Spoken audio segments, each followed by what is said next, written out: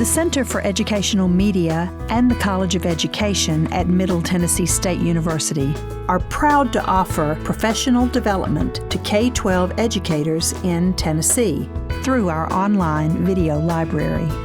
These videos are aligned with standards set by the Tennessee Department of Education. For more professional development videos, check out our website at cem.mtsu.edu.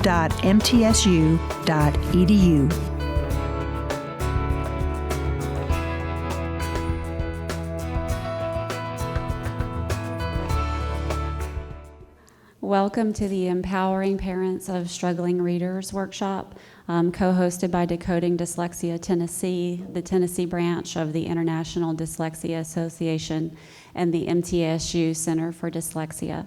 My name is Jennifer Flipsy. I'm the director at the Center for Dyslexia. We're going to go over a couple of housekeeping issues first this morning, and then we'll turn you over to our panel moderator, Carmen O'Connor, and she'll introduce our keynote speaker. Just a little bit about our staff. You can see we're a relatively small staff, but we do some pretty amazing things in the state in terms of delivering professional development to teachers, research into the area of dyslexia, and then evaluations for K through 12 students. If you don't already, please consider following us on social media. We share a lot of information about our events there. Can try to keep you updated with resources. So we know where we're at. We're at the Empowering Parents event. And this was generously sponsored by the GAL School and the GAL Summer programs, along with Wilson Language Training. We really appreciate their generous support of this event. Our speakers today include Bradley Rogers, the headmaster of the GAL School, our own staff, Erin Alexander, Assistant Director of Clinical Services, Allison McAvoy, who is the director of Curriculum and Instruction at Southeast Reading Center, Melinda Hirschman, our Assistant Director of Educational Outreach, and then we'll have a panel discussion at the end of the day, moderated by IDA Tennessee Branch President Carmen O'Connor. All right, and now I'll turn it over to Carmen O'Connor. And again, she is the current president of the Tennessee branch of the IDA. Thank you, Jennifer. Thank you all for coming, taking time out from your busy schedules, and joining us today for this live stream, our first time. I'm very excited to introduce our first speaker. He's not dyslexic.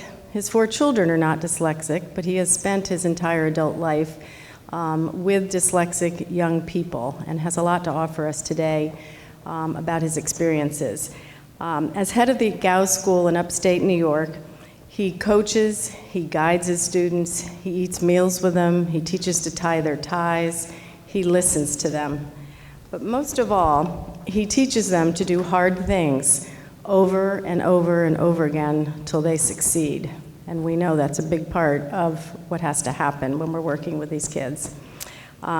He told me last night that his greatest gift is helping teenagers with learning disabilities in reading figure out what their superpower is. And I really like that. So hopefully he's going to share with us today how to do it. So please join me in giving Bradley Rogers a warm welcome.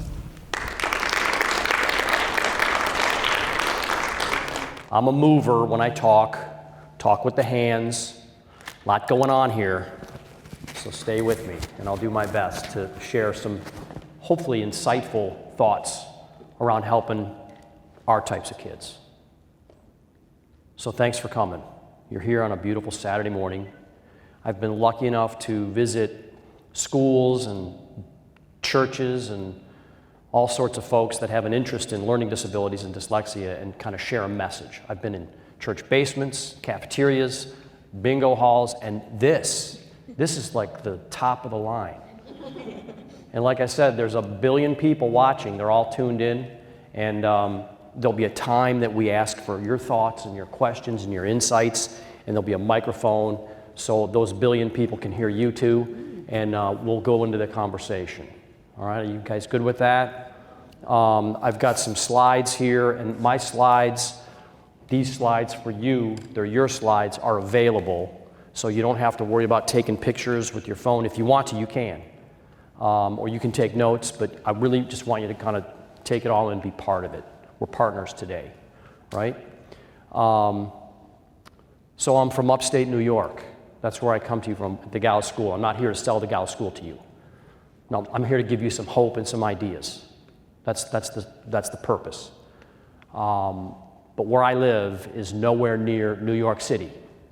Okay, right? I live out in the country near Buffalo. I can see Canada, right? There's cows walking through my backyard. I don't live anywhere New York City. I don't live near there. Are we good on that? Okay. Right, and I love New York City for like 2 days. And then I got to get back home. So I'm 7 hours from New York City, where I live with my students, my family. So let me work through some of these slides here. So how did you get stuck with me? Here's how it goes. IDA, the national branch, they ask people if they're willing to put their name on a list to go places and to talk about this important topic. And I said, sure, I would do that. I would volunteer to do that. So somebody around here thought it would be a good idea to bring me in here. So it's not my fault I'm here. It's someone else's. But that's how I got here. So I'm here with you as a volunteer to share a message that I think is really important. I want to set some expectations this morning.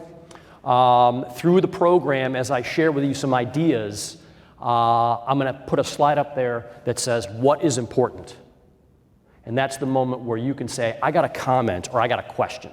I'm not going to say questions. I'm going to say what's important, because that's a lead into something that's on your mind. And I'll ask you to share what's important and then ask you to say the question. Some of us are still having some pain or some hard times about raising a child with dyslexia. So if you have a thought and the thought gets too long, I'm going to walk a little bit towards you. And I'm going to go like this. I'm going to go like this. I'm going to validate. Like, I get it. Now, what's the question? Right? Just being polite. Okay? I'm also going to have some pictures up here of people that are important to me. And maybe they're important to you, but there's some of these people you'll recognize, but I want you to know a little bit what makes me tick in my work with kids. So that's what those pictures are about. They're not famous dyslexic people. Maybe they are, but that's not why they're up there. They're up there because they've inspired me, and I'm going to use some of their stuff to try to inspire others. That's what that's about, okay? So we're here for about 1 hour and 15. I'm going to try to keep it moving. I'm going to speed up as we go. That's how I roll. So that's what you can expect. And like I said, when I put something up there, what's important to you, that's my saying. What do you want to ask? What do you want to say? Okay, are we good with that? We can go? All right. I want you to know that today I'm wearing my hat as a husband, as a dad, as a teacher, and as a school leader. That's what I do. That's who I am. There's no mystery here. Everything's wide open. Husband, father, teacher, school leader. So my messaging comes from that place to you. If you want a copy of these slides, just write that down. That's Julie Wysocki. She is the administrative assistant at the Gallus School that runs my life. She keeps me on point, keeps me organized. Just send her an email and say, can I please have the presentation? And she'll send it to you. All right. Oh, look at that. What's on your minds today? Oh, I'll wait. Yeah, what's on your mind? Does your school have students that are just dyslexic or other learning disabilities as well? Yeah. So her question is asking about the school where I work, and she wants to know, is it, just dyslexia or lots of learning disabilities? So here's the answer. They're all over the place. Every kid with a learning disability is all over the place. It's like snowflakes. They're all these beautiful God-made crystals with different shapes, and they're cold, and they're all, they look like snowflakes, but no two have the same marking. And that's the same case with your children and your students. How many of you are parents raising a kid with a learning disability? Okay, and how many of your teachers? Okay, good. So we're all on the same team. But I go back to you, your great questions. So the Gallus School, and I'm not trying to sell this, but you need to know what I do. This is a school of 150 students from 24 states, from 18 nations across this world that have been diagnosed with some type of reading disability. typically called dyslexia. And that word is like a hot word, right? Right? So they come to us experiencing school failure. Hey, I'm good at life, but I'm bad at school. Right? That's who we, and so they're in grades 7 through 12. It's a boarding school. Think about that. It's a boarding school. Yeah, I know. Wow. Right. How unnatural is that to have a child with a reading disability and have them go to a boarding school outside of Buffalo, New York that costs a lot of money? That is so unnatural. But that's what it comes to. So these kids are like calico cats. Right? You guys know about calico cats, right? Calico cats, they're all females. There are no male calico cats. 3 colors, whiskers, tail, fur, cats, right? No 2 markings are the same of a calico cat. It's a fact. It's a biological fact. So when those kids come walking in, here comes a calico cat. Whiskers, fur, can't read, not good at school, persuasive, great artist. But their learning styles, no 2 of them are the same. However, they respond accordingly to phonemic awareness training and mastery. That's what they need. So that's what we do. So did I answer? You like broke the what's on your mind question ice. That's good, that's good.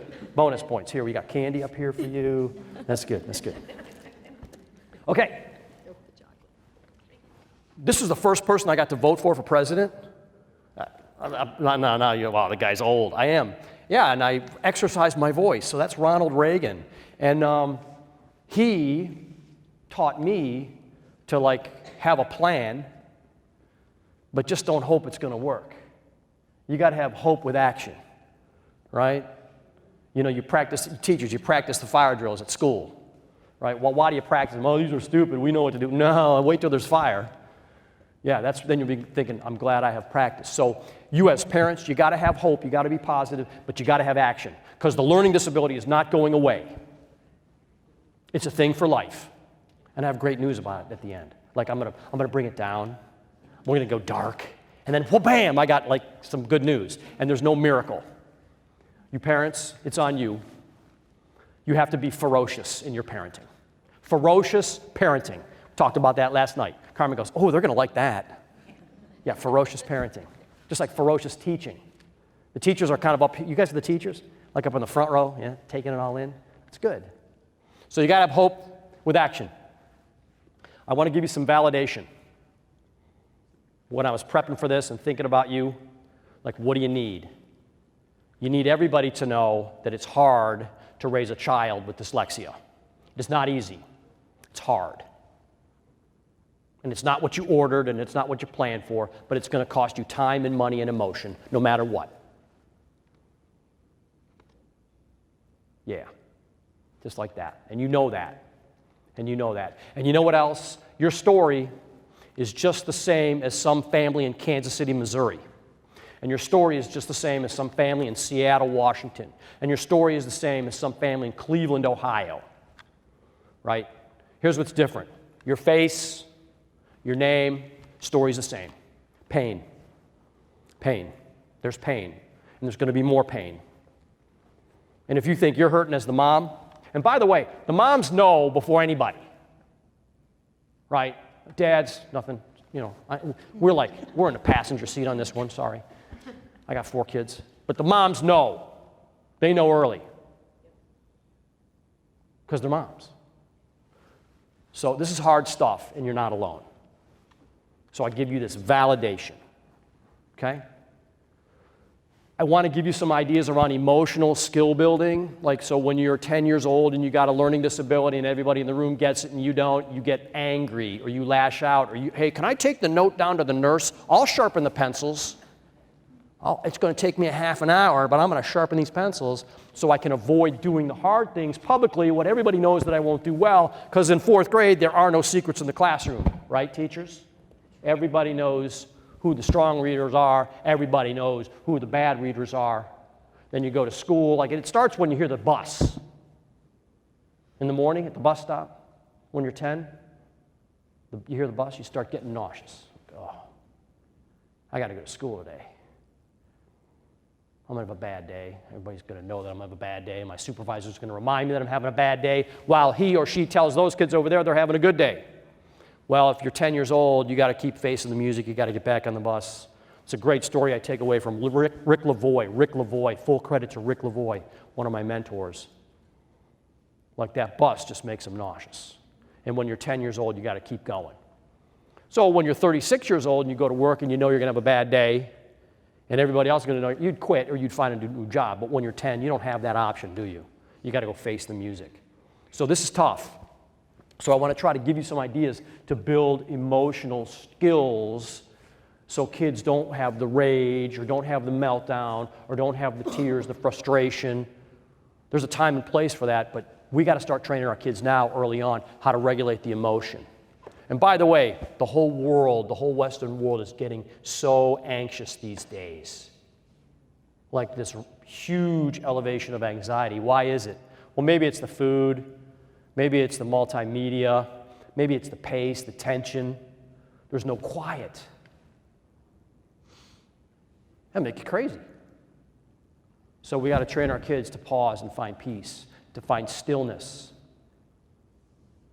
to discover what they love, do what they love. And you're going to support your children in what they love to do as much as you're going to support their education. Don't forget that part. What are you good at, kid? And I love helping children find their superpowers. So for as much money you're spending on tutoring, you got to be spending as much money on the drum set. Right? You know this. You're just good parents. You know this. We need reminders. We need reminders. We're going to talk about building some social skills. Like, I got kids at my school that are in high school that are like in 11th grade and they're reading at a 5th grade level. Do you know how good they are at convincing you of stuff? I mean, that's like a life skill, right? You're laughing. Yeah, I got your funny bone. What's going on there? You know it. You got a teenager? Sure you do. Yeah. And so you'd be amazed. You'd just be amazed how persuasive and creative and convincing they are. I got kids that it's like Friday morning, we're doing our work. I got kids trying to convince me it's Thursday. And I'm like, is it really Thursday? I'm checking my calendar. I mean, they're that good. So we need to deploy strategies for those kids to regulate and utilize those social skills to their advantage. Because someday, kids with dyslexia and learning disabilities, they're going to be out of school. And that day, they become free. Think about it. School is a dangerous place for kids with reading disorders. And we'll talk about that. Talk about that. Just make a comment about the researchers. I love these people. The people that do research and they like read stuff all day long, and they read studies, and then they take those ideas and they put them into practice. Wow. I'm the guy at the other end trying to read the stuff to put it into practice. So without the researchers, we're nothing. So praise the researchers. They're doing great work. There's like a whole building here on this campus dedicated to dyslexia. There's like 3 of those on college campuses across this country. So you're in a good space. You're in a good spot among some really smart people back there doing some work. Talk to them. They're the experts. So I live with 150 teenagers that have dyslexia and learning disabilities. That's weird sometimes. Because we're all there together, and we're working hard. And the kids, they arrive, and some of them have been to 4, 5, or 6 different schools before 9th grade, before 7th grade. And within 3 days of boarding school, the kids go, these are my people. Everybody here speaks my language. These teachers get me. Think about what that does emotionally for them. The release of, I don't have to be the class clown. If I try to go sharpen the pencils, the teacher will tell me to politely sit down and shut up and get to work. We get it. The nurse, like, you don't go hang out with the nurse. The kid that goes to hang out with the nurse, take my temperature, and he takes, the thermometer and like puts it on the radiator, he's heating it up. The nurse goes, that doesn't work here. We got kids that were here before you that invented that. So to be in an environment that's a level playing field, right? I'm talking about homogeneous learning, right? So we've been drilled into this like mainstream integration, like all learners can learn together in the same environment. Brad Rogers thinks that's wrong. I don't know if you think it's right or wrong and that you're entitled to that, but in my opinion, when working with these kids, I live with them, I coach them. I get to teach 14-year-old boys how to shave for the first time. Like, that's a life skill.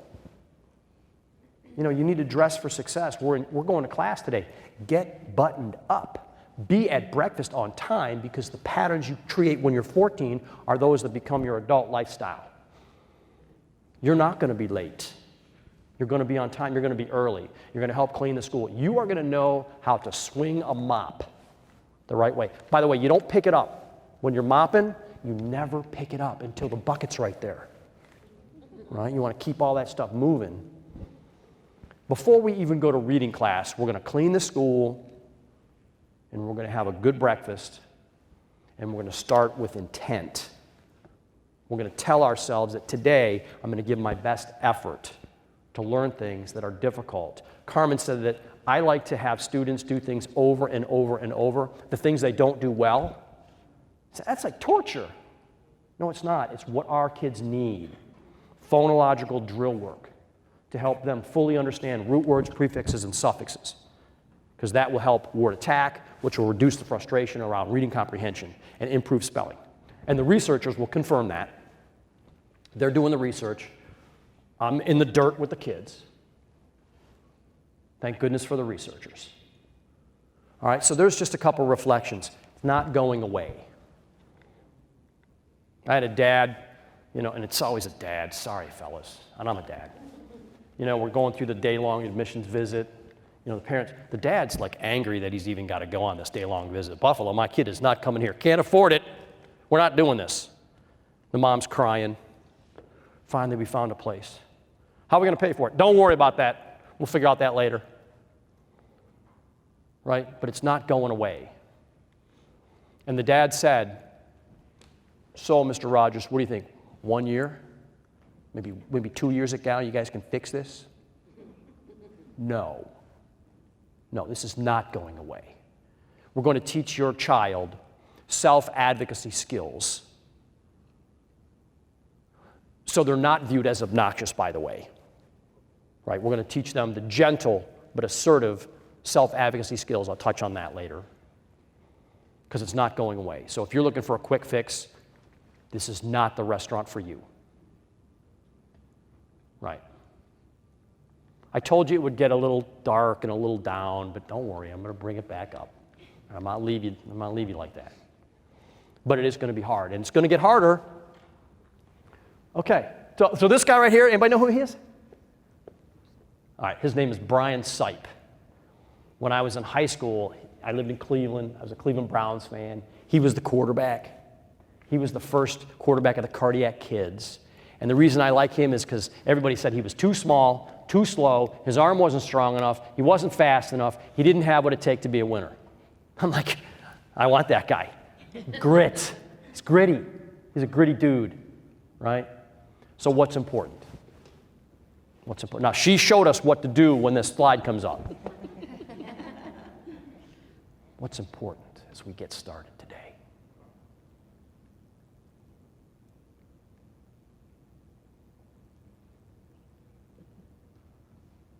Nothing is important. Thanks for being courageous. So, say your name. Allison. Allison. What are you thinking about right now? I'm thinking about how to parent a family of children where some are dyslexic and some are not, and the conversations to have and how to talk about it all when they have such different strengths and weaknesses. Allison's wondering about, it's important to her to think about raising a family where some of the kids have learning disabilities and dyslexia and some don't. And what's the conversation? Okay, so is that the question? So let me give you some reflections on that from what I see. Number one, the dyslexia will affect the entire family. It's like another child. It's like another being. And the siblings will be directly impacted. The child closest in age to the dyslexic child or children are most affected. I'll explain. I'll say it again. The child closest in age to the child with the dyslexia or learning disabilities is most affected. What do I mean by that? Let's pretend we have a 12-year-old dyslexic sister and a 14-year-old regular learning brother. We got it? We got the younger sister who's struggling. We got the older brother who's just cool, doing it and fine.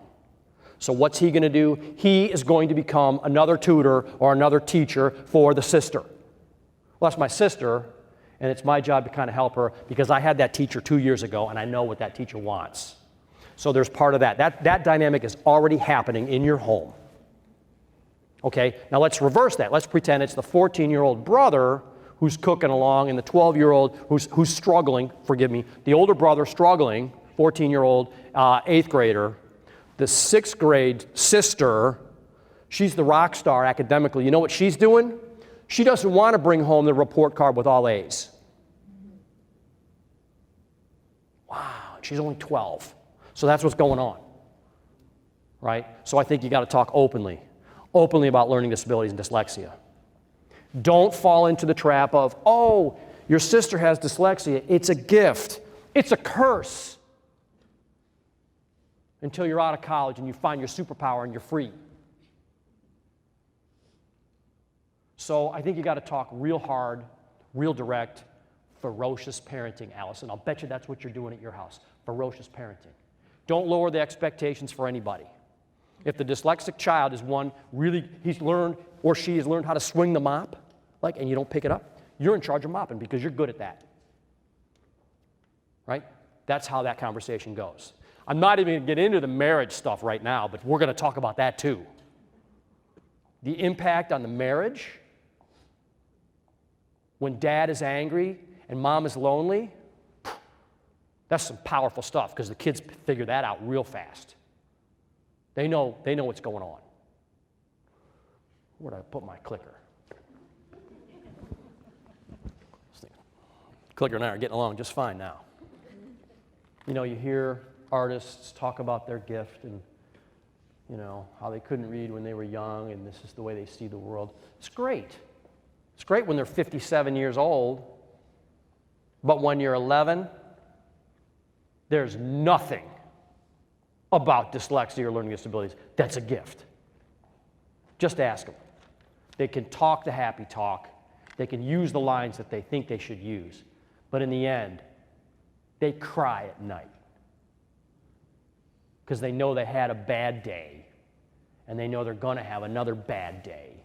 And they know that you're driving 40 minutes to the tutor and they know you're spending money on the tutor twice a week and they know that the rest of the family has to, you know, maybe not take the long weekend because we don't have the dough right now. Like the kids know this. And when you're a ferocious parent doing all the right things for your kid, that's what you do. Fairness is not everybody gets the same. Fairness is people get what they need. We'll talk more about that too. So it's a curse. And I don't mean that by like the spiritual thing. I just mean it by you go to school and you're bad at school. Like if I had to play on an NBA basketball team, it'd be a curse. Right? Just can't even touch the net. Talk about the strengths, and there are strengths. You can have the curse of dyslexia and still have strengths. So this is Colin Powell. He's a military leader. He taught me how just to say it and don't worry about agitating people. Just be polite, be respectful, but if it's a truth, say it, even though they might not want to hear it. Okay? So that's what I get out of this guy. Great American man. I use his picture, like he then became a political figure, but I use his picture and in military attire out of respect for him. So what are the strengths of having a learning disability? You know, there's this thing, ADHD, and like 60% of the kids, and researchers can correct this because I might not have the numbers precisely, but approximately 60% of the kids with dyslexia and reading disorders have some type of intentional impairment, right? So when you're 11 and you're in 5th grade and you have ADHD and a reading disorder, that's a curse, but there are also some strengths. If you have raging ADHD, you're good at paying attention to many things at once, right? And that's a good thing to know what's going on. Like you get on the airplane and you're walking down the aisle and you notice there's a lady 2 things up and she's struggling with the bag and you're going, she's not going to get that in the overhead compartment. I'm eventually going to have to do that. Okay, that's one thing that comes into mind. Then you got these people like, everybody's got headphones on. Man, how come people aren't talking anymore? I'm walking down the aisle, okay, he's an ally, she's an ally. Flight attendant, they got one up there. Cockpit's open. This all happens in like 0.4 seconds. That's good, right? And there's a time and place to be that engaged in so much. But when you're 11 and you're in 5th grade and you're listening to the hallway, the heels down the hallway, the clock is making a weird noise, this kid over here smells today, what's going on? I don't have my lunch. You know, there's all this different stuff going on. And when you're in the 5th grade, you got all that going on, and then they call and you're like, I've been thinking about a lot of things, but not that. There's nothing wrong with that. When you're an adult and you're free from that dangerous place called school. And I call school dangerous, and I'm a teacher, like I run a school for kids that are bad at school. And I know it's dangerous for them, but I make them do those things that they don't do well over and over and over until they master them. And I try to be their parent and teacher ferociously. And I am not their friend. I am their teacher. I can be friendly, but I am not their friend. You are the parent. You are not their friend. You want to be friends with kids? Go coach softball. And put your own kid on the team and be hard on your child. Right? So there's lots of strengths. The visual memory, like kids with dyslexia and learning disabilities, they think in videos. Their whole life is a YouTube clip. It's good. That's a strength. How many times do you take your child somewhere, you're going to like the Christmas party, and they see somebody like who they haven't seen in a long time ago, like since 4 years? Oh yeah, that's Uncle Jeff? Oh yeah, I remember last time you came, you had the tie that had the little candy canes on it, and you're going, how did you remember that? You can't remember your homework because school's a dangerous place. But the real world, I had a 16-year-old kid from Tampa, Florida, came in to the Gow School, came in as a 9th grader, 16-year-old 9th grader, 20-year-old senior in high school. Don't worry about that. The gift of time. Doesn't matter if your kid graduates from high school at age 19. That doesn't matter. This kid comes in, he's been to 4 schools, crying. Dude, you're 16, quit crying. He's like conditioned to have that anxiety. That's just how he's wired. Blake, what are you good at? What are you talking about? Why are you asking me that question? Aren't you going to like test my reading and spelling? Oh, we'll get there. But what are you good at? Oh, I love to play golf. Like his body awareness, his centering, his focus, remarkable. Well, what's going on? He said to me, I can't read a book, but I can read a green. I mean, like, that's his superpower. And he's 16, and he figured that out. That was his path. That became his path. He studied agronomy and business. Right? He wants to work and operate a golf course.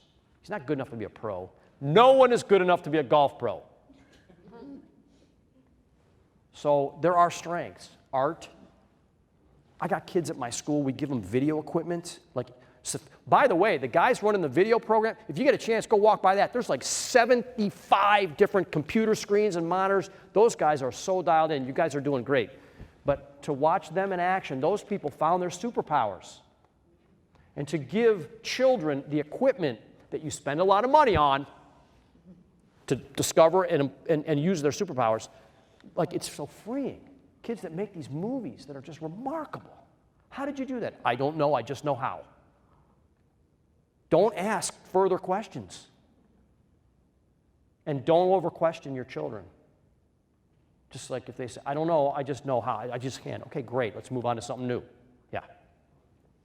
All right, keep moving here, keep moving. The weaknesses of learning disabilities. One word. School. Yeah. And the teachers are doing their work to provide as much individualized support and attention as they possibly can. Don't get mad at them.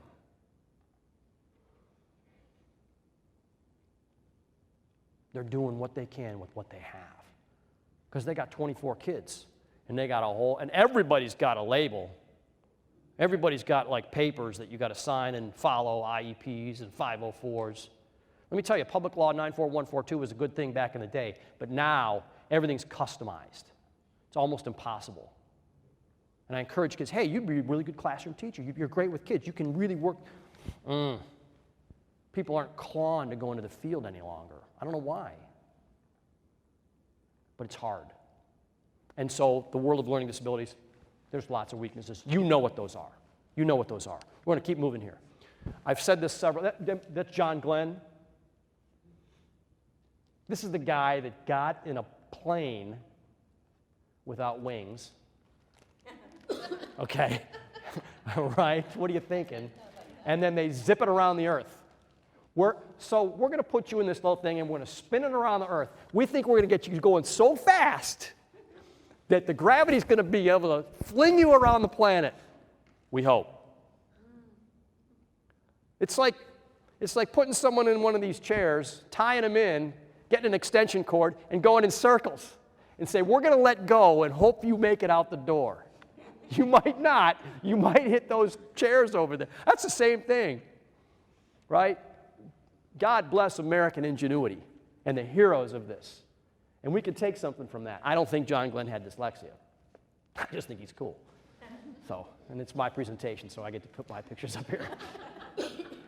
But I will tell you that school's a dangerous place. We've already talked about this. Like, you got to go there and you got to do publicly what you don't do well, and other people get to do publicly what they do well, and they get praised, and the teacher acknowledges them, right? And so we as parents, in our energy to be ferocious, we have to try to, as much as we can, change the school environment. Now, I'm not going to try to encourage you to change public law and state law and school district policy, because you can do that. You can become politically active and get the laws changed. Your child will never benefit from that. Right. Your child will be like 24 before you see something. And I love the lobbyists, bless the work they do, but you're focused on your children here and now, today, your students or your children back home right now. What are your kids doing right now, Saturday morning? What are your kids doing? Minecraft. They're doing Minecraft? That's good. As long as they don't do too much. Take it away after a while. How much time do you think you should have on a Saturday morning in Minecraft? Let them tell you. 6 hours? Hey, how about 1 hour? Oh, Mom, all right. 45 minutes. Try negotiating. They'll go, oh, okay, cool, I'll go with an hour. Right? So school's a dangerous place. Thank goodness for Saturdays. Thank goodness for Sundays. You guys have snow days here? Or are they ice days? Ice days. Cold days? You have cold days? It's too cold to go to school? We literally have had that. What is happening with this country? I call it the Oprahfication of the American male. What does that mean? The Oprahfication. Like you got to get tough. You got to be willing to get in a plane that doesn't have wings and let them fling you around. You got to be tough, right? And there's tough. I don't know. That's a hard word. Yeah, this is tough. You got to have grit. All right, I'll try to tone it down a little bit here. School does not last forever. But when you're 11, it feels like it's going to take forever. So the messaging that we have to give our kids is, you got to work this really hard through the end of middle school. Oh, but then there's high school. We'll talk about that later. But right now, your goal is to get through 6, 7, 8. And we're going to help you with what you do well, and we're going to help you with what you don't do well. And we're not giving up. And I'm going to make you, as your mom or your dad, I'm going to make you do the things that you don't do well over and over and over again. You're doing the flashcards one more time. Not again. Oh, yes, again. And I'm going to be with you. I'm going to be with you through that process. Right? How do you land as a parent when you go to the school for conference day? How do you land? What are they thinking? Here she comes. Right? And a little bit of that's okay, but what you really got to know is how you land, like self-perception. And when you're teaching yourself about how you land, you should be teaching your child that you're teaching yourself about how you land. Because the kid already knows how you land when you get to the school. Your child already knows. So it's important to be self-reflective of how you land at the school. One time I thought I was going to be cool and bother some kids on the school bus, right? Some younger kids. This wasn't last year, though. This was like when I was in school. And, word got back to my dad. And that was like, we do not do that in our family. We do not do that in our family. The next day, I'm at the bus stop, and there's my dad at the bus stop with me. Well, that's a little weird. He's usually not there. The bus doors open. I get on the bus. He gets on the bus. He goes, yeah. You want to bother people on the bus? I'm going to watch. He rode to school. I know. And guess what the kids talked about in school for like the whole day? Hey, Dad, Brad, your dad was on the bus. Yeah, I'm sorry, ma'am. So, you got to be the ferocious parent, even if it means doing something that's going to interfere with your schedule. And, I did not like that.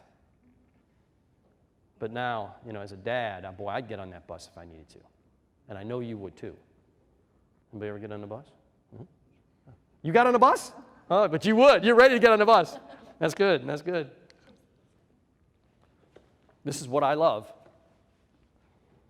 Kids with dyslexia, learning disabilities, reading disorders, man, most of them are bad at school, but they are good at life. And so the mystery is, how do you get them to the point where they know they're going to be good at life and then actually become good at life? Right? I don't want my child to grow up and be depressed. Right?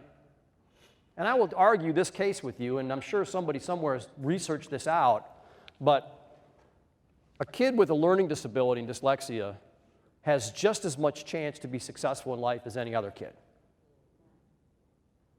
And they have the same probability of falling into a depression, a bad state of life, and, self-medicating and going down that path. I think the probability is the same for everybody.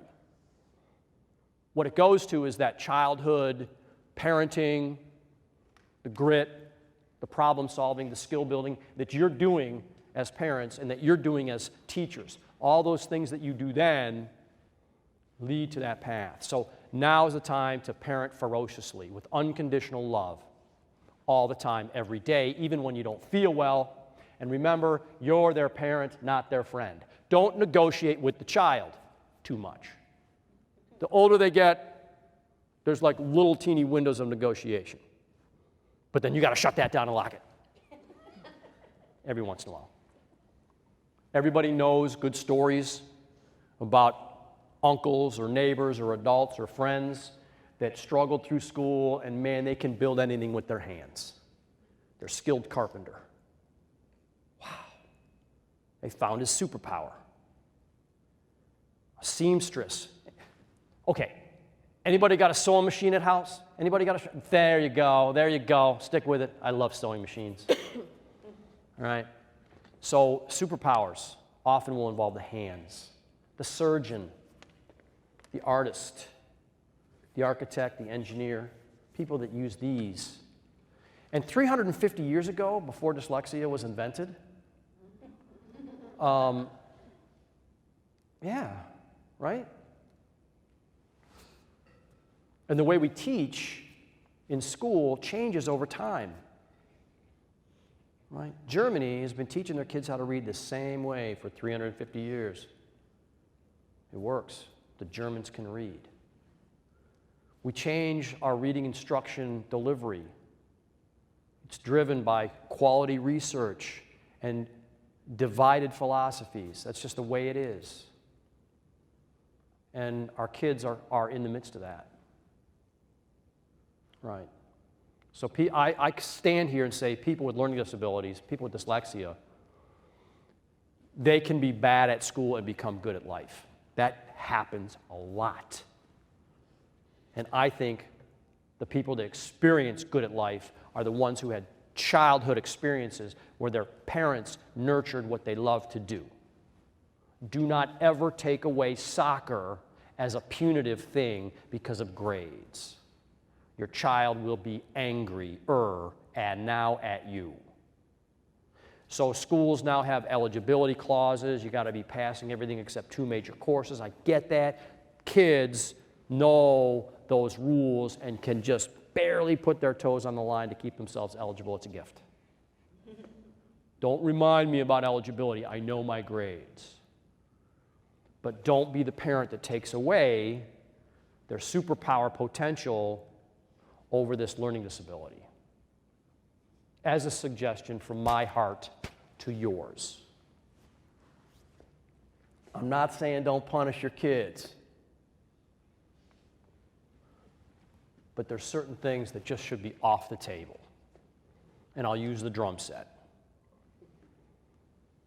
I was a drummer. I'm still a drummer.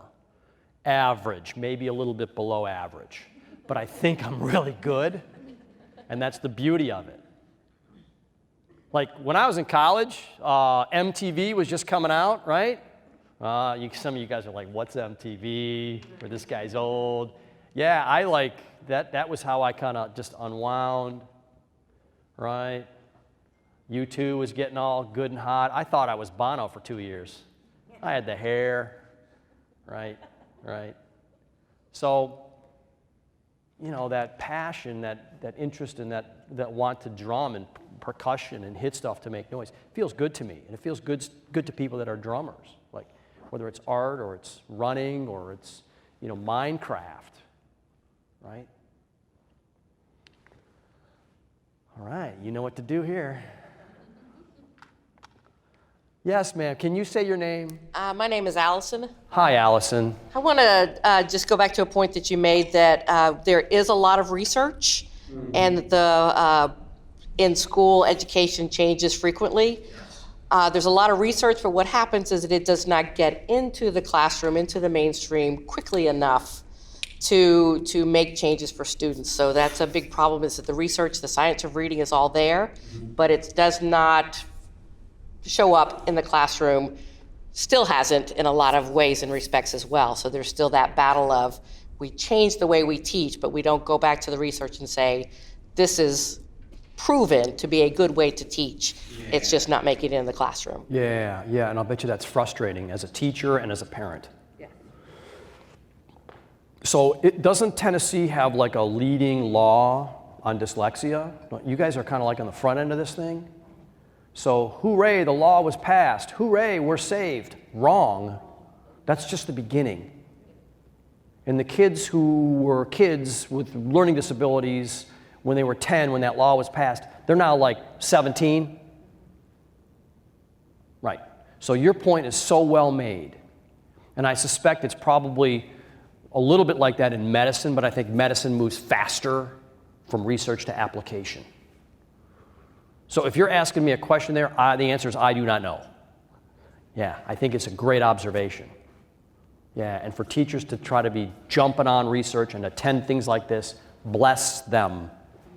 The IDA conference was in Portland, Oregon, 2 weeks ago?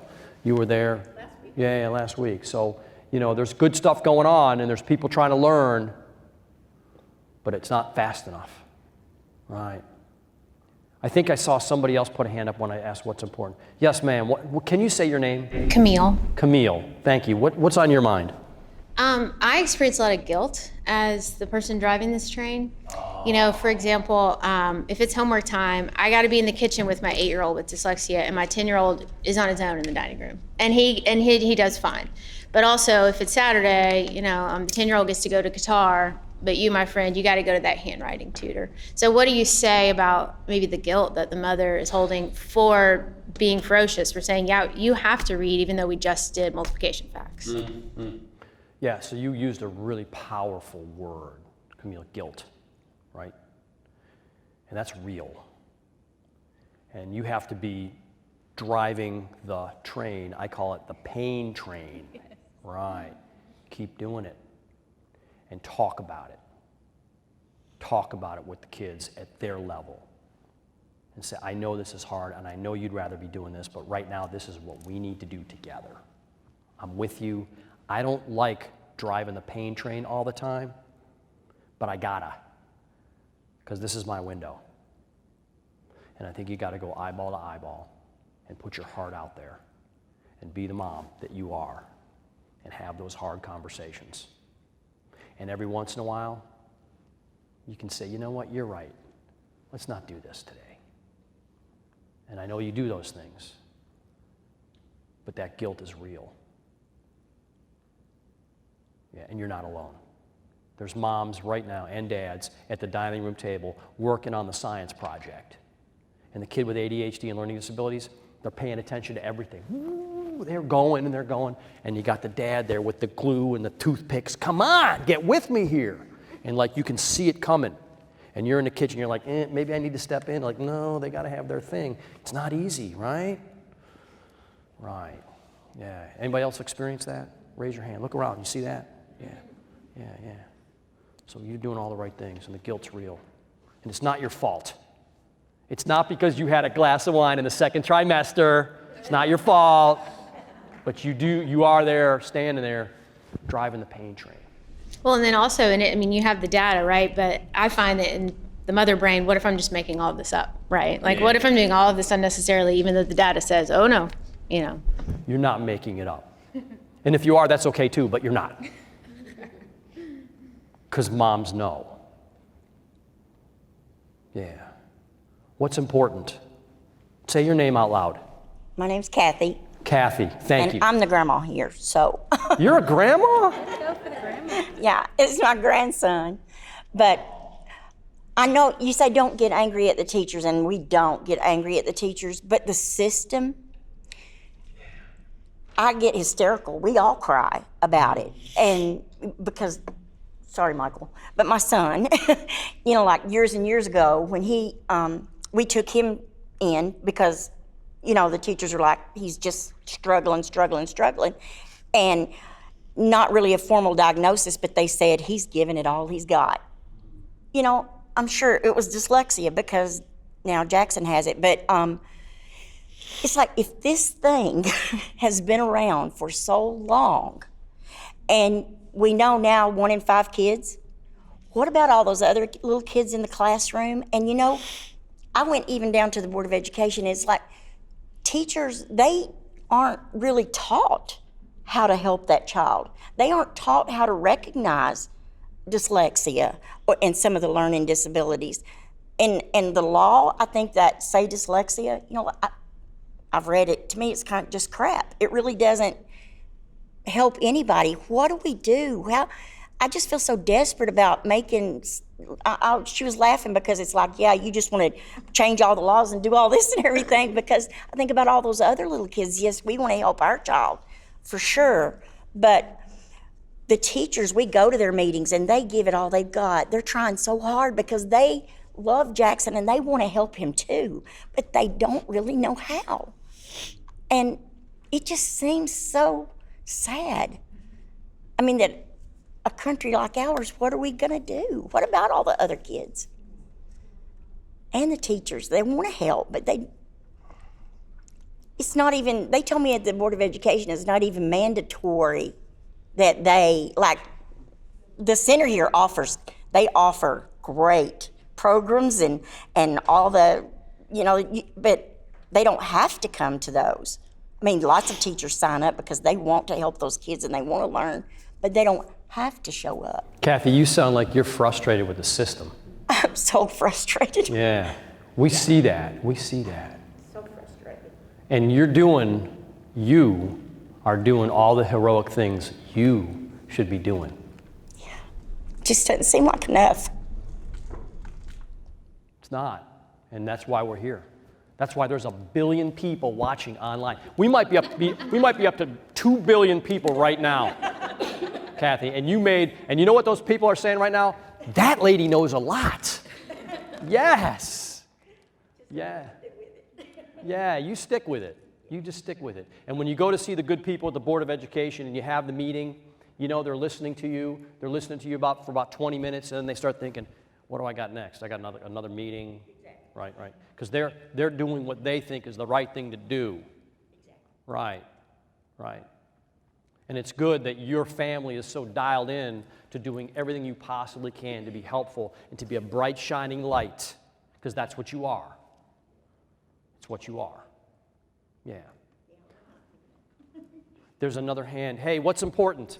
Actually, so one of the billions out there, would like for you to speak a little bit about your experiences with high-stakes tests and the college application process, thinking that all students can succeed. What does that look like, and how can students with dyslexia be supported in that? Yeah, high-stakes testing, the ACT, the SAT achievement testing, all these things, that's real, because again, your children with learning disabilities and dyslexia are great candidates for college and university. They got to go to the right college and university. And here's the good news. The good news is there's 3,000 universities in the United States of America. And they're all mandated to provide additional support services for kids with disabilities, including dyslexia. So you got to get a good, clean diagnosis by the time they're in the midst of 11th grade. By the time they're in the midst of 11th grade, if you have fresh diagnosis by a clinical psychologist, psychometrist, then they're going to be protected with accommodations to take the ACT or the SAT with a reader or time and a half. Now, the SAT and the ACT, they're getting real stingy right now because rich people are bribing psychologists to give them bogus diagnosis, right? Yeah, so we're all a victim to that, but it's the real thing, so I'm not going to give you happy talk. Your kids are caught up in that right now. So it's going to be harder for your kids to get a clean diagnosis if they don't have one. If they don't have one, get it renewed, or if they do have one, get it renewed by the end of 10th grade, middle of 11th grade. So that when they take the SAT or the ACT, they can get time and a half and a reader. But you got to kind of be a little bit obnoxious to get that accommodation. Yeah, so the answer to the high stakes testing is universities are getting smarter every day. There's less value on the ACT, SAT, not all, but the top tier Ivies, they're going to look at that stuff. But colleges and universities want to look at the full child, look at the transcript, look at the recommendations, look at the grades, look at the interview. And believe me, there are colleges and universities out there that are good places for learning for kids with dyslexia and learning disabilities that can lead to career independence, so you do not have a 36-year-old living in your basement. We live in Tennessee. We don't have basements. Oh, you said something funny. Do you mind if I ask you to say it again? I didn't hear it. But everybody. I said we live in Tennessee. We don't have basements. Oh, no? Is that a thing here? Yeah. Okay, time out. What's going on with no basements in Tennessee? Oh, is that right? So what do you guys do? You build up? Yeah. Okay, that's cool. Over the garage. They got a bus driven inside the hill for the tornado shelter. So, okay. So some dyslexic wizard is going to figure out how to make basements in Tennessee. Yeah, because it's all about the hands-on. Yeah, so to wrap up the comment about high-stakes testing, that's a real thing. So when you start shopping out for colleges and universities, be mindful, and when you go visit the college and university, walk behind your child. And when you go into the resource center to help kids with learning disabilities, let your child drive this thing. And go to a couple universities as practices, and then critique and say, hey, you did a good job, but you need to ask these questions, or maybe what do you think about that? And then at some point in time, ready? At some point in time, you're sitting down, you're talking to the resource people, get up and leave. Let the kids stay. Kid, where are you going? I'll be right back. Get out. Then come back. Because if you don't, you will have that 36-year-old living up in the attic. There's a hand, ma'am. Yeah, I was just going to say, I have two 16-year-old students who are looking to take the ACT, and they've been told that you really need the diagnosis in elementary school, and then following through middle school, fight through that in middle school, make sure it's still being, the IEP is still in place and so forth, so that by the time they are in 11th grade, then they're set for it. Because if you start in the 11th grade asking for accommodations, they're not going to give it to you at that point. True. Yeah, so I think the takeaway here of the really good point is if you get a diagnosis, the younger you get it, the better. Keep refreshing it. And if your child's getting a private tutor, your child may test out of the range of qualifications. So you just think, oh my gosh, I did something bad. You didn't. Don't worry about the ACT and the SAT. I got 26 students that are seniors at the Gow School every year. They land in college and university. And right now it's not about to college, it's about through college. And when you're a child with dyslexia or learning disability and you go to college, you don't want to be labeled. You don't want people to know. And if you want to fly solo at college and university without resource room support, extra time on tests, you will have a short college career. You'll go home for a while and then you go, oh yeah, I guess I do need to go do that. So when you're 18 or 19, you don't want to have a learning disability. And when you go to college, it's your opportunity to be independent and fly solo. And they'll help you fly home after a couple semesters. Oh, and don't be the parent that starts calling on the college professor, because when you're not there and the phone call's over and they're talking, they are laughing at you. Like there's all these laws that your kid has to sign off on for you to get information. And you think your 18-year-old wants to sign a piece of paper to give you information? No, but the university is going to be really good at sending you the bill. Right? Yeah, I know. I'm in it. Right? I'm there. So get ready. Get ready. Can I move on? Yes, ma'am. Say your name out loud. Deborah Williams. Deborah, let's hear what's important. Well, I just want to kind of encourage the parents by telling them that really at the college level, I think that people with learning disabilities have more access and they have more access to all kinds of learning opportunities. When I went back to school in my old age about 10 or 11 years ago, and I couldn't get over the opportunities that I had, that I looked around, and there's always students there that are going to have dyslexia or whatever in the college environment. But you have opportunities to, I'm a very visual learner, and I had a wonderful professor that was auditory. He got up there, he started talking, and there was no visuals. So I thought, I've got to do something. So I recorded his lectures. None of the professors I ever had cared whether you recorded their lectures. So I could record them, and I know that they have like live scribe pens and all that kind of stuff, but I just really liked recording the lectures, and then I could go home, review the notes, and then some of our students, especially with learning disabilities, have great auditory skills. So they don't have to do like I do and write it down too, they just remember it. And then, the teachers, I've always encouraged my students to, when they have a book of reading, hey, listen to it. There's eye reading and there's ear reading. College, they don't care. They just care that you get the book, and that you've listened to it or that you've read it.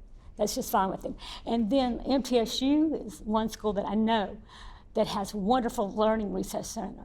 Ball State Two-Year College here in Middle Tennessee has one of the most underrated learning centers. It is phenomenal. So they have so much more access to things than they have in high school. So I just want to encourage the parents for that they will be opened up to a whole new environment when they get into college. She just made some really good specific examples about the freedoms and access of support in college and university. So high school teachers, high school systems, they're working on getting you up and getting you out. Colleges and universities, they're working about getting you in, keeping you in, and getting you through. It's like a different philosophy. So the universities and colleges have figured out what's bothering you, right? I'll be a grandfather, and then the high schools will maybe figure it out by then. Well, actually, I got to watch myself. That could actually happen, so I should rephrase that. Right. Yeah, so your points are really well made and appreciated by the people in the room. And, you know, kids with dyslexia and learning disabilities, once they figure out these social skills, and I'm going to demonstrate it. So it's Camille, right? Can you be my sociology professor? Okay, I'm a college freshman, and I have dyslexia, and I've figured out that if I be real smooth with people, I can get stuff I want, right? So I've noticed that Professor Camille, her office hours, I've got her Sociology 101 class. It's really cool. There's like 30 people in there. I'm getting to know some people. She lets us drink coffee. She's really a great professor. I noticed she's got these office hours on Tuesday and Thursday from 1 to 2. Well, I'm not in class from 1 to 2. I'm going to go check in, and talk to Professor Camille here. Hi, Professor. Can I come in and talk with you? So I know it's, my name's Brad. I'm from Buffalo, nowhere near New York City, by the way. And I just wanted to tell you that I'm starting to like sociology. Okay, what am I doing? I'm throwing on the butter. Right, because I know that I need to get her to know me. Because I'm already sitting up front because somebody told me way back in high school, just go sit up front and just act like you like the class. Just nod. By the way, some of you have been nodding really politely, thank you. No one's dozed off yet. So I'm already engaging with her. I'm already getting a different education because somebody somewhere suggested, as I self-advocate, to make a connection, a personal connection with each one of my professors, which I've just done. I'm really liking sociology. Class is good. I appreciate it. I'm doing the work. Is there anything else you think I should be working on? Or I know we got, semester exams coming up. Is there anything I should be focused on? Here's the magic question. What's on the test? But I can't say it that way. Is there anything in particular I should be focused on? She's going to say, oh, yeah, well, I would really key in on the vocabulary. I'm like, okay, got it. Well, I'm there for about 10 minutes. Thank you so much. I'll see you tomorrow in class. Appreciate you making some time for me. I'm in and I'm out. I'm in and I'm out. Now, that's not the time I tell her that I have a learning disability. That's not the first visit. That's like the third visit. Because I already got the professor in the heart a little bit. It doesn't look like this. It doesn't look like this. Professor, I've got my IEP here, and I've got my accommodations. Can you please sign off right here that you've seen these, and then I'll be getting extra. It doesn't look like that. That's a total turnoff, right? So we as parents, when we are ferociously parenting, we got to teach that skill. You got to teach that, how to persuade and get what you want through some charm. And you said buttering up. That's a good phrase. Yeah, thanks for being the professor. I hope I get a good grade in the class. Yeah. So what have I said to her? What have I said to her through my visits? I'm engaged. I want to do well. All right. So we covered that, what's important. Profound insightfulness. Jesus of Nazareth, I'm a man of faith. I was put on the planet to do what I do. I believe that. I believe deeply that's why I'm here. And so our students have profound insightfulness of people. Your children at age 11 know how to read the emotions of others. They know who to trust. It's a keen instinct that's a giftedness that lives inside them. And when their instincts and their guts are signaling and communicating, listen loudly to what they're saying. Because they know which teachers like them. They know which kids will help them. They have figured it out. It's a profound insightfulness that resonates in most, but not all kids with dyslexia and learning disabilities. Ask your kids, which teachers do you trust? Which teachers will help you? Is that teacher fair? I didn't ask if you like the teacher. Is she fair? These are important questions. We just did a little demonstration of smooth moves. Everybody know who that is? Stevie Nicks. She's 71 years old. Right on. And I think of Fleetwood Mac, like when they were in their highlights, they were smooth. They still are, but they were smooth. Right? They knew how to do their thing. And that comes with the territory. If you've got a language-based learning disability, you got to know your smooth moves. And they just don't know them naturally. We have to teach them. What do you do well? I got a kid at my school who can sit in the back of my station wagon. We're rolling into Dunkin' Donuts one day after school. And it's getting dark now because we set the clocks back. You guys have like the daylight savings thing here? Yeah. I didn't know because basements, I didn't know, so I had to ask. And by the way, every person I have encountered, even at the Hampton Inn this morning, like I'm walking by somebody and they were getting the eggs and I was getting the eggs and I'm like, excuse me. And he said, no, sir, excuse me, you go first. Like all this grace. Southern charm. It is like pure grace. The cute girl that was giving us the dinner last night at Jonathan's Grill, we took the long way to Jonathan's Grill. It was like a mile away. We drove through the neighborhoods, GPS. I got an Australian voice. I call her Sydney on my GPS. We got lost. Right.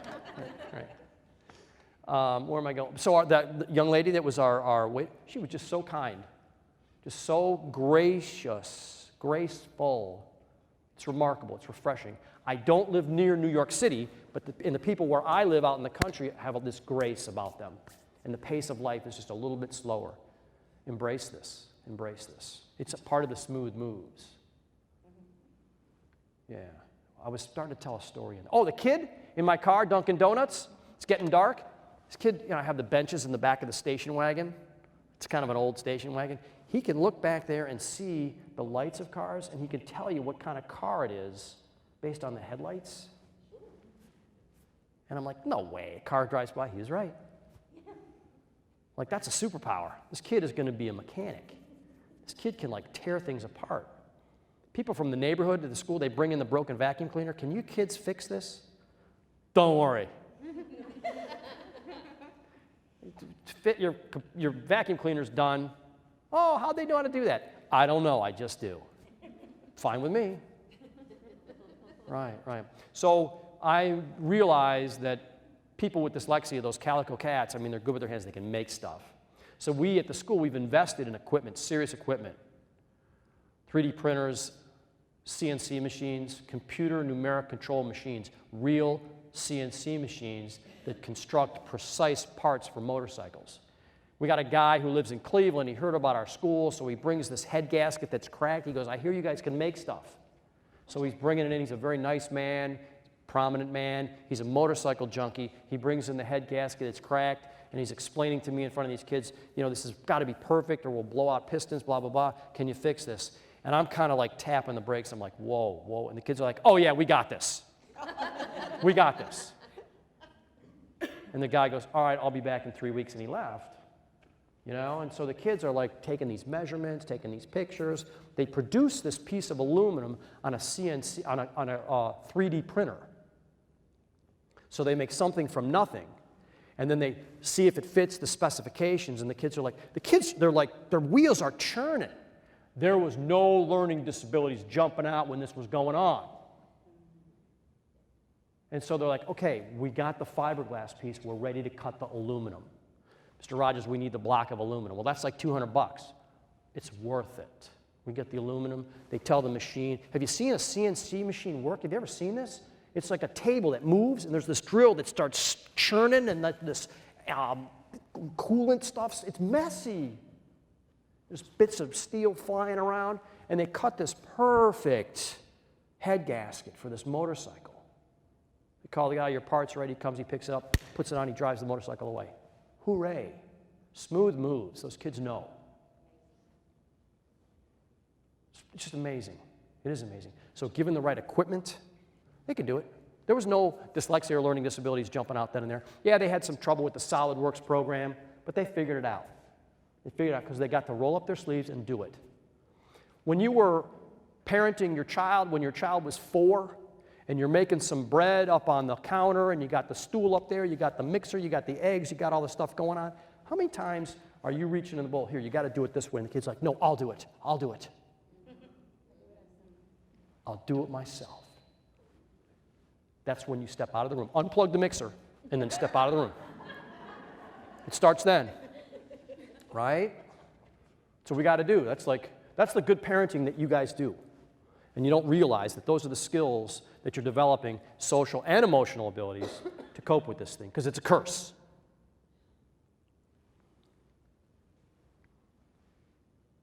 All right, one more story. So that class that I told you, I know you were asking for it. Someone's like, you got another story? Yeah. That group of kids that made the head gasket for the motorcycle, like 2 years earlier, in physics, these kids were learning about the curve of the earth, right? The earth is round, and the teacher says, I'm going to prove it to you. So we're going to get a big balloon, and we're going to fill it with helium, and we're going to tie a string on it, and we're going to tie an iPhone on it, and we're going to let the camera run, take pictures every 15 seconds. Do you know you can do that? Your phone, every 15 seconds. Okay, the kids are like, yeah, okay, let's go for it. And one kid goes, well, if it goes up high enough, it's going to freeze. Oh, yeah, well, let's get a styrofoam box. Let's get a little cooler. So they got a cooler, and they put a phone in there, and they cut a hole in it, they taped it right there. And then they filled it with, what's the pink stuff? Insulation. Makes you itch. They filled it with insulation. And then they're getting ready to launch this thing. The physics professor, the guy's a wizard. He's a wizard. He wears the lab coat, the glasses with the band. That's the whole thing, right? And this truck comes backing into the campus. I'm in my office, working all day long. I just wander around at the school. That's what I do. Management by wandering around. Like, hey, what's going on? How you guys doing? What's happening? So this truck boop, boop, boop, is backing up. The sound's going. There's a tailgate. There's guys lowering down this big tube of helium. And, the teacher's got the clipboard. The kids have goggles on, lab coats. And I'm like, whoa, whoa, whoa, whoa. No one told me we were getting a delivery of something explosive like this. What's going on? So I walk out there. Mr. Gullo, what's happening here? What's going on? And the kids are like, Mr. Rogers, don't worry. We got this under control. We already have FAA clearance. What are you guys doing? Well, we're sending this here phone up in the sky 17 miles to take a bunch of pictures of the Earth to see if it's really round. You really going to do that? Stand back! Poosh! The thing goes like a rocket. The balloon is big, and it takes off. And then it's gone. It's just gone. And the kids are like, they have clipboards with little stopwatches on the top of them. And the phone has the GPS on it, right? Little did they know that you can't operate the GPS Find My Phone app while you're doing pictures every 15 seconds. They can't work together. So the GPS system overrode the camera. I think I'm getting the story straight. And it's gone. A couple hours later, the teacher said, well, it's about an hour and a half near the Finger Lakes. It landed. The thing landed. So they call, I don't know if it was Canandaigua or Geneva, one of these little towns. Hey, this is the Gauss school. We got this thing that we sent up high. And they're like, we already got it. It's already landed. It's in the farmer's yard. So he got the minivan. The teacher literally is taking car seats out of his minivan, putting them on the ground. The kids are climbing in to get in, and they go and they get the thing. They find it. They can't wait to open up and to look at the pictures. No pictures. You know what the teacher says? Let's do it again. F. You failed. They did, because what was the goal? Right. Oh, and the kids are like, nah. Back to the drawing board. So they got the iPhone 4.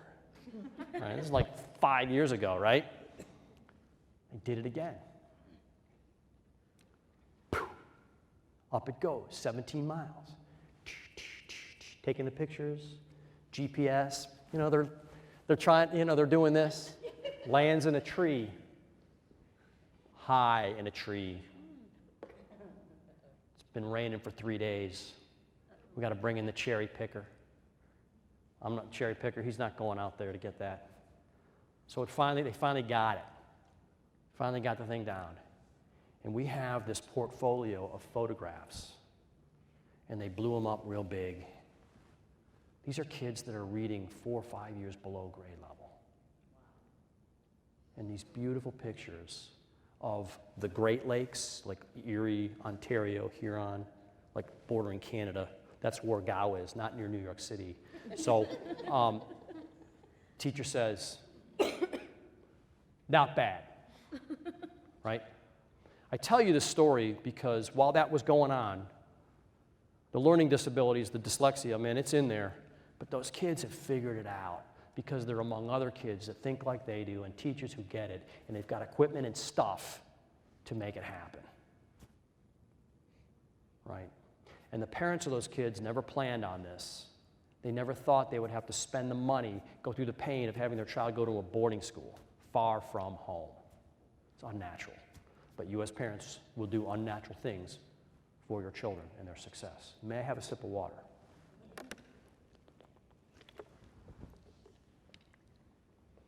This is a beautiful thing.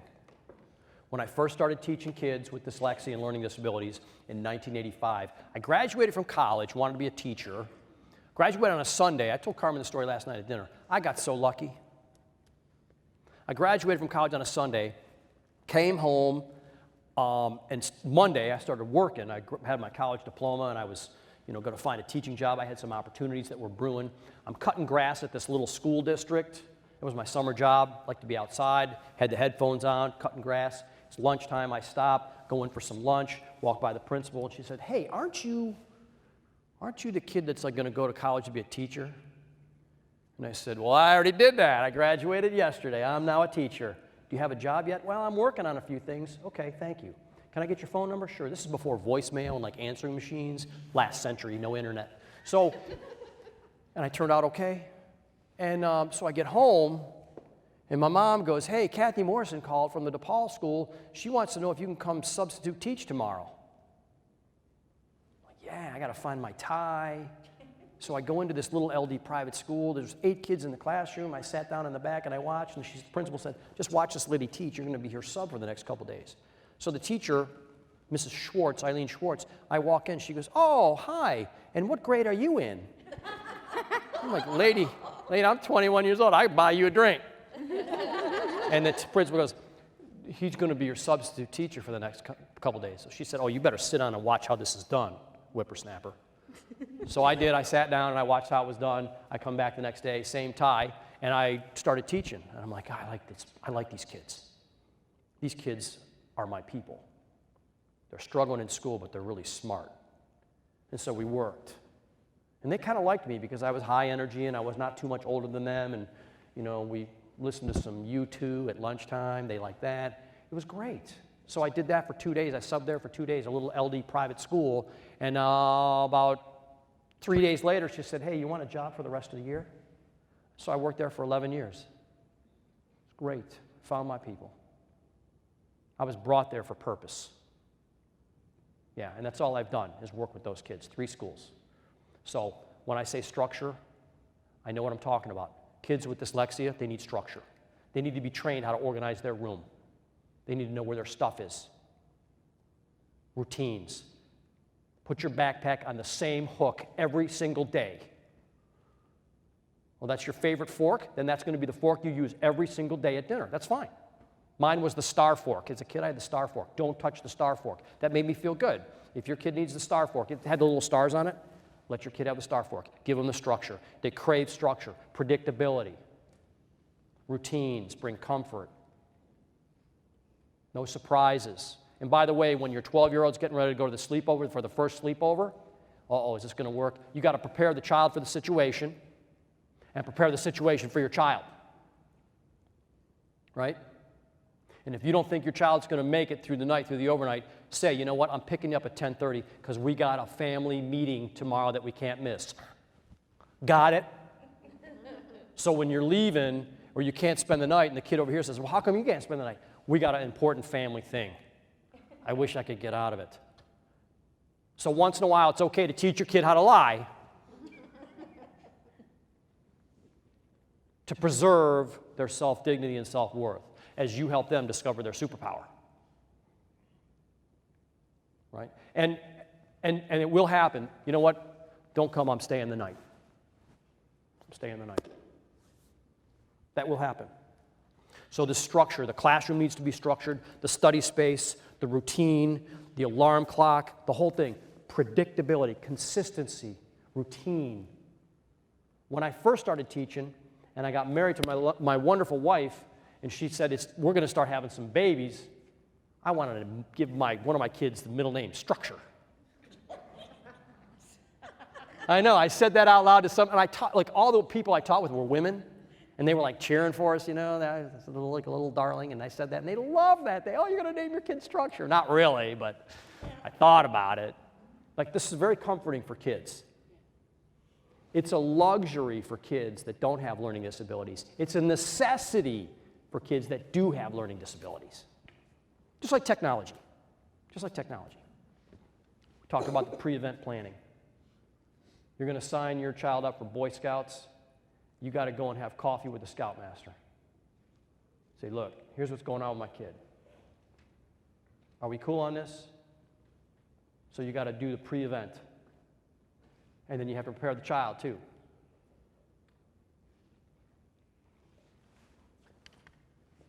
Oh, do you know who this guy is? He's a guy called Josh Clark. There's a school in this wonderful city called Memphis, not about 3 hours from here, maybe 3.5.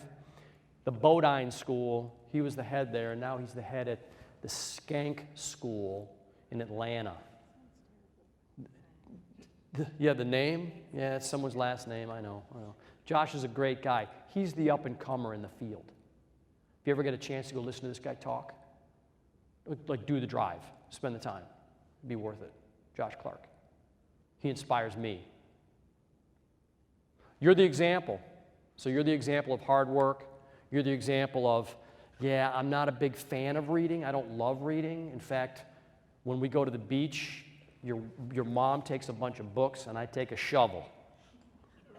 That's how we roll in my family, and that's okay. That's okay. If you're the adult with the learning disability, that's okay. You got to own it. You got to talk about it. Say, yeah, school was tough, but I was a grinder. You got to talk. You got to have those hard talks with your kids.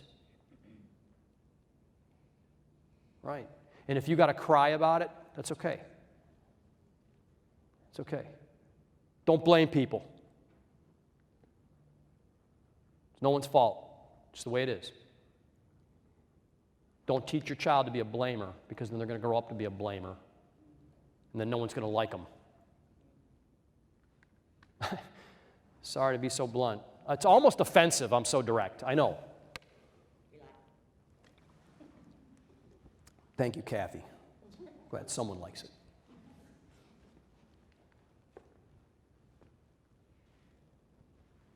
Here's where you got to get the other kids. Like, look, sorry. This is the way it is. I'm going to need your help on this one. I'll make it up to you. You'll get the new lacrosse stick. But right now, your sister needs me, and your sister needs you. Your sister needs us. And you know what, kids get it. Even though they'll say, oh, she always gets this. You're always doing that. I know. And if it were you, I'd be doing it for you. And some kids are smart. Then they'll go, oh, I'll show you I need something. Right. They'll do something stupid. Because kids are good at doing dumb stuff, right? That's what teenagers do. It's a definition. Our job as the adult, our job as parents is to keep our kids from getting hit by the train. Their job is to make us nuts. Right? We all have these roles and responsibilities. You guys are doing such great listening. What's important? What is important? Yeah, okay, well, he's about to raise his hand. Yeah, come on, what's on your mind? Michael. It is because I've struggled my whole life. And it's just getting through that school, though. once I got in the real world, I'm fine. I consider myself successful, but I had to struggle through school. Yeah, thank you for sharing that from the heart. And you are successful, I can tell. I can tell, and you got a great support system. They're here supporting you. How old's your child? 9. Boy or girl? His boy. What's he do well? What's his superpower? Right now it's jujitsu. All right, nice. Nurture that. Keep spending money on that. Keep making the drive. Take him to the tournaments. Put those trophies like where everybody can see him. Yeah, nice. Is his name Michael, your boy? Jackson. Yeah. It's great. It's a great story. That inspires me to know there's a dad like you with support people in his life working with a 9-year-old who doesn't like school because he's not good at it. And you, the dad, said, don't worry, when you're through this, you're going to be okay because you're okay. I'm that guy. I'm telling him, like, I hated this. I couldn't stand it. I was in summer school almost every single summer. But we got to get through it. Jackson, and you know what you said, a key word there? We. Summer school, so you were so good at school, you got to do it in the summer too. I love that. You're my people. Yeah, good for you. Yeah, good for you. Good for you. And she drove you. Yeah. Dyslexia wasn't invented back then. Yeah, right. You're right. It's going to be okay. It's going to be okay. Jiu-jitsu. That's nice. Thanks for telling me what's important. Go. Yes. Okay, so you talked about Blake, I think was his name. Yeah, the golfer? The crier. Yeah. That's where I got from that. So my daughter is really anxious and she cries through homework and all the stuff. So what's the answer? Do you just say, okay, you know what, enough's enough today? Or you got to do this? Or when do you know when to push and when to just hug her up? You know, because you're a good mom. What's your daughter's name? Kaylin. And she's 9? 8. She's 8. Does she look like you? No. No? She looks like her dad. Looks like, okay, great. So your question is, like we're doing the homework, how much do I push? And how much do I say, listen to what your heart tells you. And ask Kaylin, that's her name? Kaylin, we're going to give this 20 minutes tonight. We're going to give this one 20 minutes and we're going to give this one 10 minutes. And if at any point in time tonight, if this is just overwhelming, you tell me, and we're going to stop from this. Okay, Kaylin, can you work with me on that? I think you gotta, that's not a bit of a negotiation, it's empathy. It's like, hey, I know this is hard. I'll bet you hate this. I'll bet, like he said, I'll bet you hate this. But we gotta do it, and we gotta do it together, and I'm not giving up. And there's times that you wanna think you give up, I don't blame you. And once in a while, I'm gonna give it to you. Because I know you're a good mom, and I know you know what to say, but it's not easy. And you didn't order this, right? This wasn't part of your plan. Nope. But it's gonna be fine. It's going to get hard, and sometimes harder. What's her superpower? What's she do well? What's her thing? She loves to draw and paint. Get her some more paint supplies. Bribe her with paint supplies. Come on, we're going to Michael's. We're going to the craft store. We're going to get some feathers and some glue, and we're going to make some cool stuff. But we got to do this for like 20 minutes, okay? And use a timer? Would you use a timer? Ask her to take her cell phone out and put the timer on. Yeah, yes, you can use a timer, but you got to, once in a while, you got to say, I know this is hard, I validate that, you tell me how far we're going. But it's not going to be like this every night. Right. Yeah. Thanks for sharing, because that is important. That is very important. Yes, ma'am. Allison, right? Yes. There you go. I am thinking about what you were saying about preserving their self-dignity and giving them an out. Yeah. You know, sometimes teaching them to lie. My daughter is 8 as well, and her diagnosis is fairly new, so maybe this will come with time, but she kind of thinks if I push through things that I can't do and I know I can't do, it means that I'm just normal. You know, and then she crashes and burns when she can't do it and it hurts her feelings. So like we've experienced a couple times, I want to protect her from that. And I want to help preserve her self-dignity by keeping her from that failure. But I have to preserve my relationship with her first and let her do it. And then she says, that was too hard, I can't do that again, you know, and make hard decisions. And it's like really hard to watch that and have, to know if I have to step in and anger her or let her direct her life and fail. Teaching her to fail. Yeah, it's been hard. You got to do some of both. Can you repeat some of that? Yeah. So Allison's point was, how far do I let her go into failure, knowing that she's going to crash and burn when she senses she's going to crash and burn, versus I got to have a relationship with my child.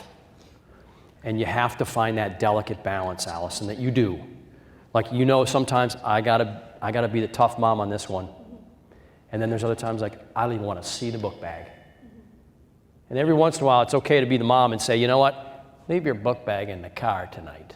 We're going out for spaghetti. Don't do that every day. But every once in a while, you got to play that. And sometimes she talked about, teaching your child how to lie, and those are powerful words, but teaching your child how to cope. You have to use your heart and your mother's mind to know when to push and when not to. It's amazing the self-awareness that these children have. I mean, I was not self-aware at 30 as she is at 8, saying, I need my brain power for tutoring. I should not go to this thing I really want to go to. Profound insightfulness. What's important?